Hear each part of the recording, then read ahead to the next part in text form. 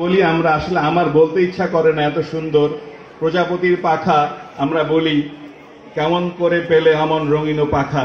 আসলে প্রজাপতির মতো যদি সুন্দর হতে পারতাম আমরা সবাই মানুষরা, অনেক ভালো হতো। প্রজাপতি মেলার উৎসব, তো এর আগে কখনো এত সমাহার যে প্রজাপতি এটা আসলে কখনো দেখা হয়নি, তো এটাই হচ্ছে একদম প্রথম। আর এর মাধ্যমে যে মেলাটিটা আসলে আমাদের জাহাঙ্গীরনগরে ব্যতিক্রম করবে।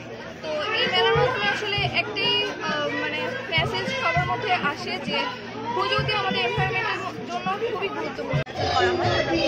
সবাই এখানে বাচ্চাদের চিত্রকূট প্রতিযোগিতা